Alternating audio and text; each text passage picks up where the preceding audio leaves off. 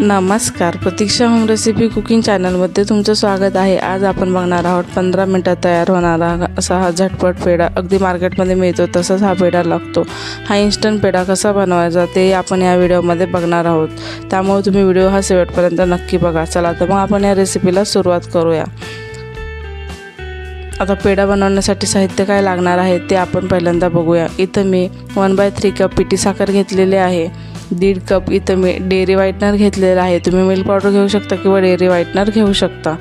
इथं मी 1 वाटी दूध घेतलेलं आहे, 2 चमचे तूप घेतलेलं आहे आणि अर्धा चमचा विलायची पावडर घेतलेली आहे। आता पेढा बनवण्यासाठी इथं मी एक कढई घेतलेली आहे। कढई गरम झालेली आहे, त्यामध्ये इथं मी 1 वाटी दूध घातलेलं आहे।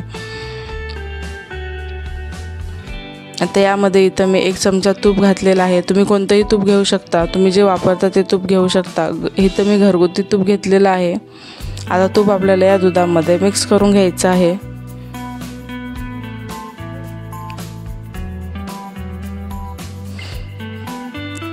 दूध आपलं उकळायला लागलेलं आहे। आता यामध्ये इथं मी मिल्क पावडर घालणार आहे। आता ही मिल्क पावडर आपल्याला या दुधामध्ये पूर्णपणे मिक्स करून घ्यायची आहे। अजिबात गुठळ्या राहू द्यायच्या नाही, सगळ्या गुठळ्या मोडून ही मिल्क पावडर या दुधामध्ये मिक्स करून घ्यायची आहे।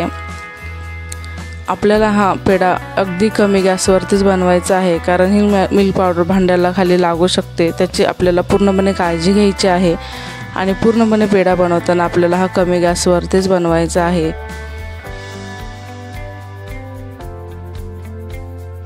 तुम्ही बघू शकता या पद्धतीने इथे मी या गुठळ्या मोडून घेतलेल्या आहेत आणि 5 मिनिटं हे असंच परतवून घेतलेलं आहे। थोडंसं मिश्रण आपलं असं घट्टसर झालेलं आहे।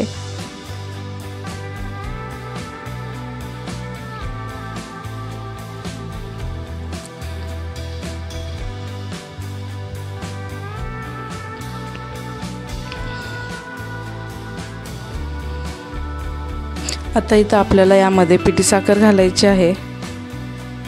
इथं मी 1/3 कप पिठी साखर घेतलेली आहे। तुम्ही साखर तुमच्या आवडीनुसार घालू शकता। कोणाला कमी गोड आवडतं, कोणाला जास्त गोड आवडतं, त्याच्यानुसार तुम्ही तुमच्या आवडीनुसार साखर घालू शकता। तुम्हाला कितपत गोड हवं आहे त्यानुसार तुम्ही साखर घालू शकता। इथं मी 1/3 कप साखर घेतलेली आहे, परंतु इथं मी पूर्ण साखर घातलेली नाही, 1 चमचा साखर शिल्लक आहे। पेढा हा जास्त गोड छान नाही लागत, अगदी मीडियम गोडच छान लागतो, त्यामुळे इथे मी एवढी साखर घातलेली आहे। तुम्हाला जितपत गोड आवडतं तेवढी तुम्ही साखर घालू शकता। आता यामध्ये पिठी साखरच घालायची आहे। साखर विरघळायला वेळ लागतो, त्यामुळे पिठी साखरच घालायची। पिठी साखर पटकन मिसळली जाते। तुम्ही बघू शकता मिश्रणामध्ये पिठी साखर मिसळलेली आहे। मिश्रण थोडंसं पातळ झालेलं आहे। आता आपल्याला याच पद्धतीने कमी गॅसवरती हे मिश्रण असं मिक्स करून घ्यायचं आहे। आता हे मिश्रण आपल्याला कमी गॅसवरती असं घट्ट करून घ्यायचं आहे, परतवून घ्यायचं आहे। या इथं मी टेस्टसाठी विलायची पावडर टाकलेली आहे। विलायची पावडरमुळे पेढ्याला चव खूप छान येते। अर्धा चमचा विलायची पावडर मी इथं घातलेली आहे। तुम्हाला जर विलायची पावडर घालायची नसेल तर तुम्ही इथे केसरही घालू शकता। केसर हे गरम दुधात भिजवून तुम्ही इथे केसर घालू शकता। छान असा हा केशर पेढा म्हणून तयार होईल। तुमच्या आवडीनुसार तुम्ही फ्लेवर घालू शकता। तर बघू शकता इथं मिश्रण मी 10 मिनिटं परतून घेतलेलं आहे। मिश्रण हे आपलं घट्ट झालेलं आहे। हे मिश्रण मी एका ताटात काढून घेतलेलं आहे। आता हे मिश्रण आपल्याला पूर्णपणे थंड करून घ्यायचं आहे आणि नंतर त्याचे पेढे बनवून घ्यायचे आहेत। मिश्रण आपलं पूर्णपणे थंड झालेलं आहे। हे मिश्रण मी इथं या पद्धतीने असं मळून घेतलेलं आहे, पूर्ण याचा गोळा बनवून घेतलेला आहे। आता आपल्याला याचे पेढे बनवून घ्यायचे आहेत। बघू शकता अगदी झटपट 15 मिनिटात हे पेढे बनवून तयार होतात आणि अगदी मावा पेढ्यासारखे, मलाई पेढ्यासारखे, दुधाच्या पेढ्यासारखे हे पेढे लागतात। आता आपण याचे पेढे बनवून घेऊया। आता तुम्ही पेढ्याला तुमच्या आवडीनुसार कोणताही आकार देऊ शकता, कोणताही शेप देऊ शकता। तुमच्या आवडीनुसार हे कोणत्याही शेपमध्ये हे पेढे बनवून घेऊ शकता। आता या पद्धतीने मी इथे पेढे बनवून घेते।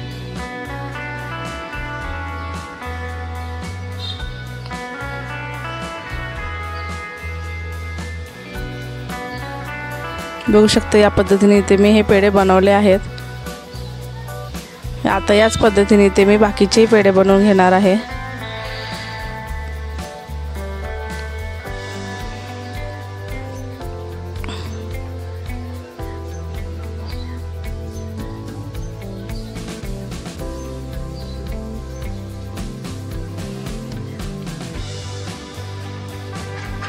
या पद्धतीने इथे मी सगळे पेढे बनवून घेतलेले आहेत।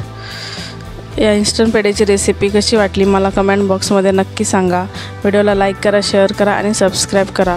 पहिल्यांदा माझ्या चॅनलला व्हिजिट करत असेल तर सबस्क्राईब नक्की करा। असेच नवीन व्हिडिओचे नोटिफिकेशन तुम्हाला पहिल्यांदा मिळतील। तुम्ही डेकोरेशनसाठी कोणतेही आवडीनुसार ड्रायफ्रूट्स घालू शकता, पूर्णपणे ऑप्शनल आहे। चला तर भेटूया आपण अशाच आणखीन एका व्हिडिओसोबत। तोपर्यंत स्वस्त राहा, मस्त राहा।